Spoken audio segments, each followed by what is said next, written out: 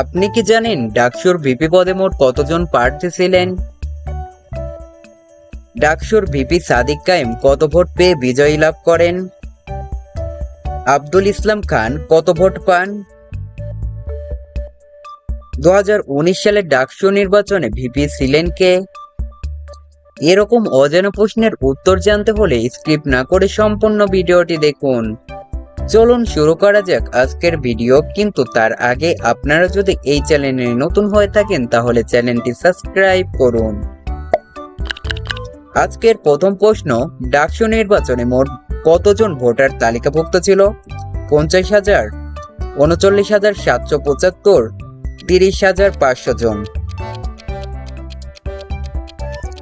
সঠিক উত্তর 39,775 জন। ডাকসু নির্বাচনে ভোট গ্রহণের উপস্থিতির হার কত ছিল? 73%, 53%, 90%।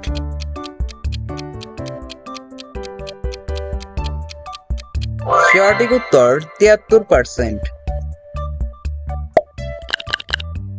ডাকসুর ভিপি পদে কতজন প্রার্থী ছিলেন? 45 জন, 25 জন, 15 জন।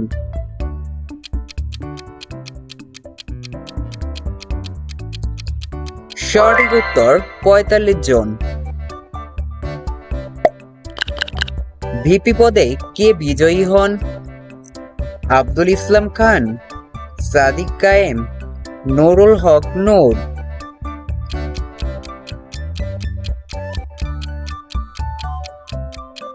সঠিক উত্তর সাদিক কায়েম।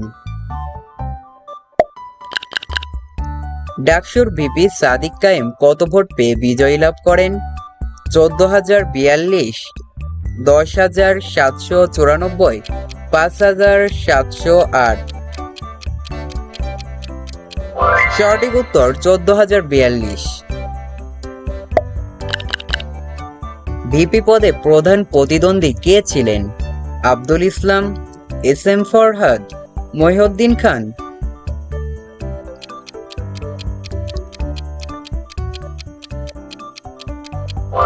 সঠিক উত্তর আব্দুল ইসলাম। আব্দুল ইসলাম খান কত ভোট পান? 5,708, 11,000, 7,800।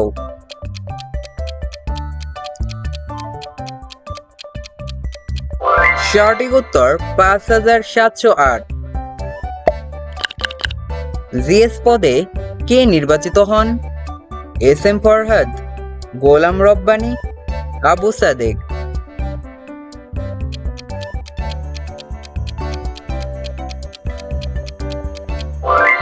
সঠিক উত্তর SM ফরহাদ।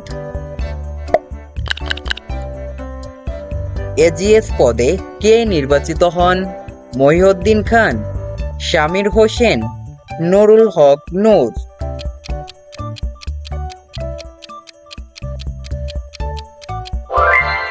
সঠিক উত্তর মহিউদ্দিন খান। ডাকসু এর মোট সদস্য সংখ্যা কত? 28 জন, 30 জন, 35 জন।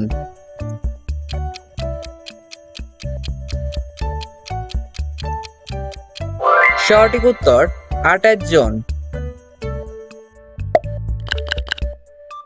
ডাকসু এর একটি প্রধান কাজ কি?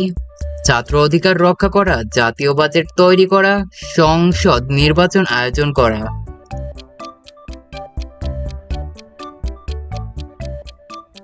সঠিক উত্তর ছাত্র অধিকার রক্ষা করা। ডাকসু নির্বাচন কেন গুরুত্বপূর্ণ?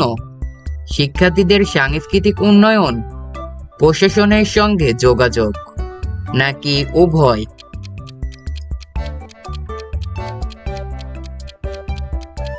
সঠিক উত্তর উভয় ক্ষেত্রেই। ভোট গ্রহণের কোন পদ্ধতি ব্যবহার করা হয় ডাকসু নির্বাচনে? Ballot paper, EVM, online voting.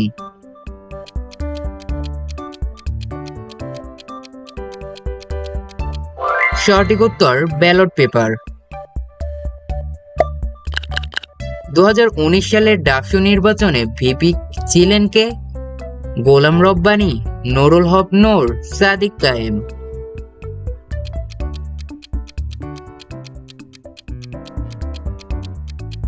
সঠিক উত্তর নুরুল হক নূর। জিএস পদে 2019 সালে কে নির্বাচিত হন? S M Farhad, Golam Rabbani, Abu Sadek.